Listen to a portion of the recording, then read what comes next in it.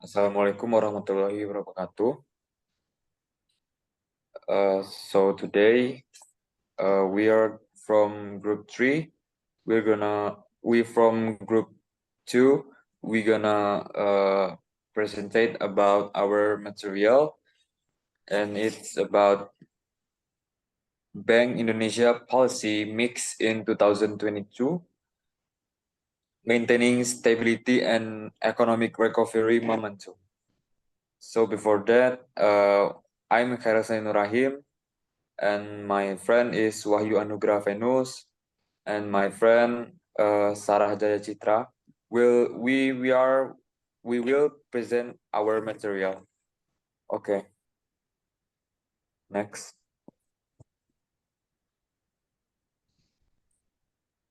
So Bank Indonesia strategically employ a combination of policy instruments, collaborating closely with the government and Financial System Stability Committee within the national framework to expedite economic recovery and uphold stability, while monetary policy focus on stability. For other instruments, macroprudential policy, payment system, digitalization, money market development, and green and inclusive economy and finance. We're geared we're geared towards fostering economic growth. Next. Okay, so Bank Indonesia strategically implement a policy mix aligned with national objective to both accelerate economic recovery and maintain stability. The monetary instruments focus on liquidity, exchange rates, and interest rate to ensure macroeconomic stability. So the policy mix include measures such as expanding payment system service, introducing a pricing policy, and deepening the domestic foreign exchange market. So collaboration between Bank Indonesia and the government and the Financial System Stability Committee facilitated support for MSMI and the Syriac economy. Next. So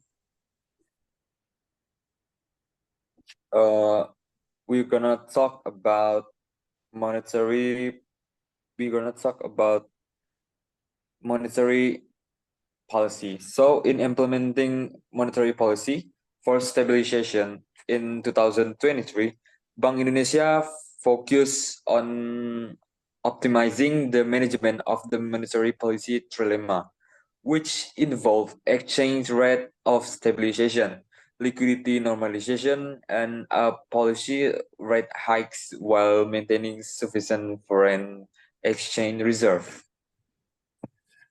Next. Okay, so the next is exchange rate stabilization policy. Exchange rate policy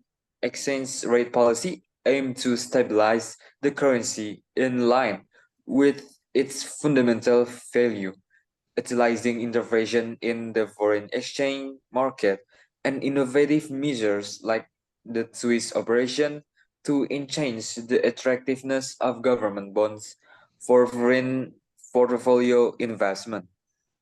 Next. So, Bank Indonesia took measures to maintain rupiah stability by enhancing monetary controls in the foreign exchange and government bond markets. Collaborating with other central banks, the central banks optimized DNDF transaction and introduced a new FX monetary operation, or MO, instrument in December 2022. Next. Okay, so the next is liquidity normalization policy. Bank Indonesia implement a monetary policy normalization strategy through liquidity normalization to gradually reduce excess liquidity in the bank sector. So the policy involved incremental increase in rupiah reserve requirement, or we call it RR, for both conventional and Sharia banks in a carefully calibrate and communicate manner. Next. Right. So next is interest rate policy. So interest rate policy initially maintained an historically low BI7 day reserve repo rate, or BI7DRR, until July 2022 due to manageable core inflation. However, facing rising global uncertainty and soaring food and energy price, Bank Indonesia adopt a front-load pre-imperative approach, raising the B17DRR in August, September, October, November, and December 2022. So monetary operation were adjusted and change the transmission effectiveness of these rate hikes, aligning the interest rate structure in the money market with policy rate change to anchor inflation expectation effectively. All right. So that's all from me. In the next material will be presented by Wahyu Anugrah. For Wahyu, time is yours. Okay, for my part, it's payment system policy. Indonesia focused on three priorities outlined in the Payment System Blueprint 2025: regulatory reform, retail payment system infrastructure development, and payment system standardization. Regulatory reform aimed at simplifying licensing procedures, strengthening supervision, and fostering innovation. Bank Indonesia has upgraded its retail payment infrastructure with the BI Fast clearing system, enabling 24/7 real-time transactions. BI Fast initially focuses on individual fund transfers, offering open participation, shared or independent infrastructure, and competitive pricing. This success aligns with the BSPI 2025 goals, supporting industry consolidation and national digital economy integration for a fast, affordable, convenient, secure, and reliable payment system. QRIS development also aims to support cross-border payment linkage in order to reduce the cost of cross-border transaction. Bank Indonesia and the Bank of Thailand initiated cross-border QR payment collaboration since August 2022, using the local currency transaction method through appointed cross-currency dealers. Next, we have money market development policy. Bank Indonesia continued accelerating financial market deepening to strengthen the effectiveness of monetary policy transmission as well as financing for infrastructure and businesses to support the national economic recovery. Financial market development programs under the Blueprint for Money Market Development, or BPPU 2025, focus on three pillars.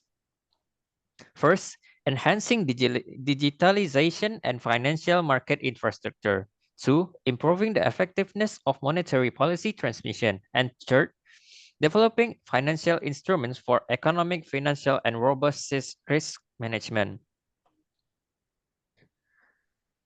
To strengthen monetary policy transmission effectiveness, Bank Indonesia focused on developing repo transaction and strengthening the rupiah reference rate. Bank Indonesia enhanced repo transaction, collaborating with relevant bodies to standardize processes, fostering transparency and inclusivity. The introduction of the Indonesia Overnight Index Average, or Indonia, as the rupiah reference rate in March 2022, supported by guidelines in September, aimed to strengthen the domestic benchmark.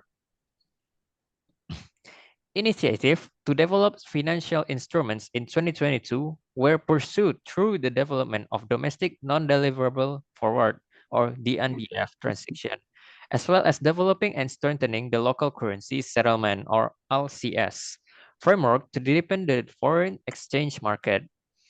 Effort to enhance the DNDF transaction aimed at boosting flexibility and supply-demand activity with efficient pricing based on non-USD, and IDR rates.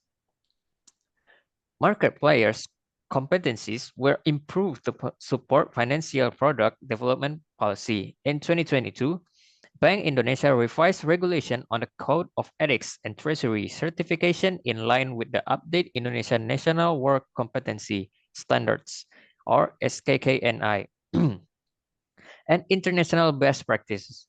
This change, integral to the Money Market Development Blueprint 2025, aimed at reinforcing market integrity and credibility.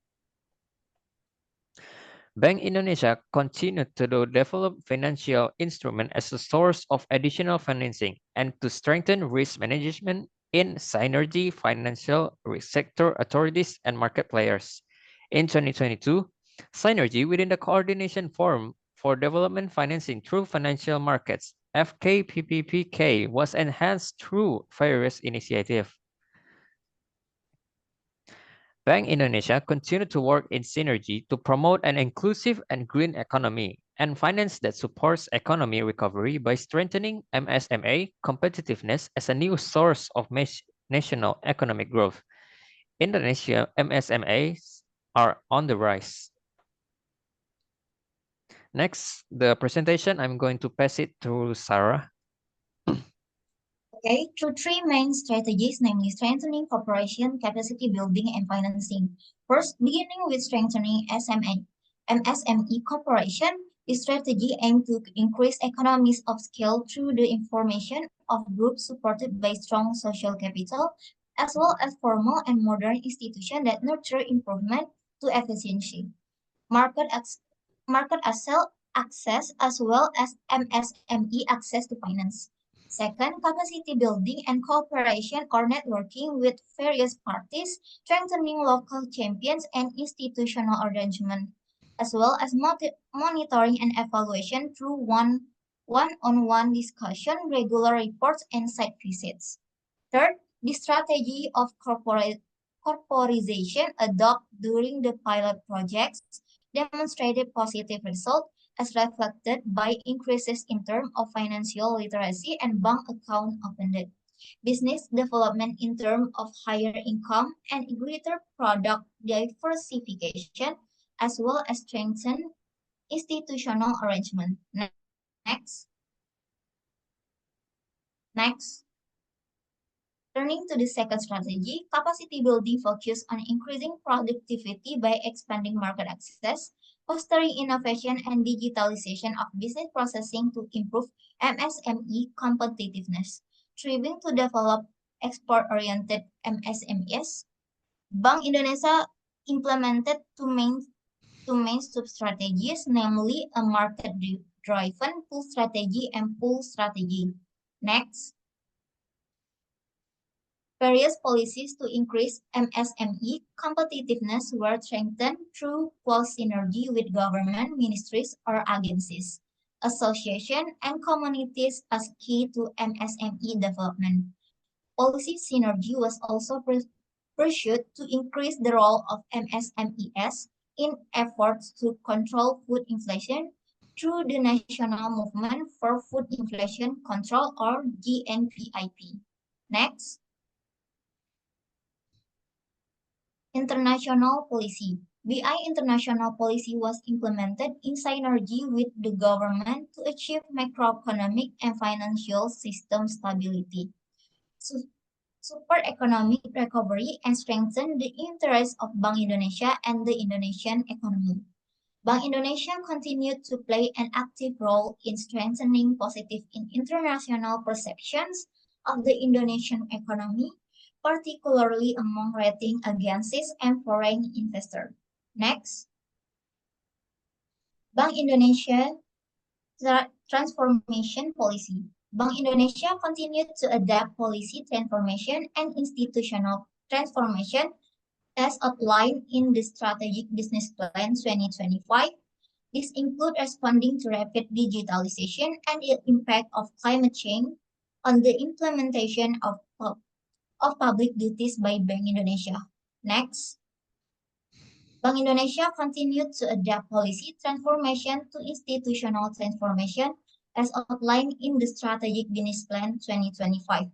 This includes responding to rapid digitalization and impact of climate change of the implementation of public data by Bank Indonesia. Next, the second strategic area concerns digital-based business process re-engineering or BPR to create an organization with simpler, concise and standardized business process and work process supported by digital technology while still meeting governance aspect. BPR is carried out through the alignment of actor, processes, and technology to support the implementation of more efficient BI business process based on one input, one process, multi-process approach. Next, third, strengthening digital innovation through the implementation of Bank Indonesia Digital Innovation Master Plan or RIVB 2025. In this context, Bank Indonesia pursued a strategy that focuses on developing data centers and BPR-based digitalization to support SN policy. Next, thank you. Okay, so that's all presentation for us. Thank you for watching these videos. Assalamualaikum warahmatullahi wabarakatuh.